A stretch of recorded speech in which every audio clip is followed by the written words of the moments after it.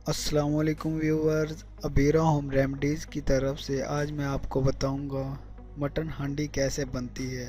ये बहुत ही आसान तरीका है आपके लिए।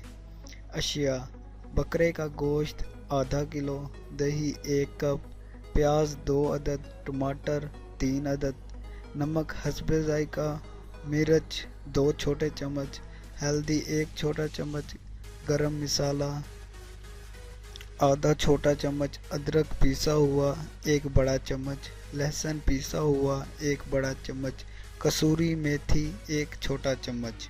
तरकीब: गोश्त में दही मिलाकर 2 घंटे के लिए रख दें। देगची में तेल गरम करें और बारीक कटा हुआ प्याज लाल करें। इसमें हल्दी, नमक, मिर्च डालकर भूनें और टमाटर की पेस्ट डाल दें। तेल छट जाए तो मटन डाल दें और हल्की आंच पर भूनें, फिर ढाँप कर पकने दें। आधा गल जाने पर मेथी, गरम मसाला और अदरक लहसुन मिला दें।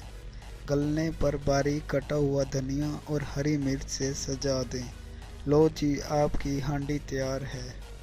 मज़ीद वीडियोस के लिए हमारे चैनल को प्लीज़ सब्सक्राइब ज़रूर करें और वीडियो को शेयर करना मत भूलें। शुक्रिया।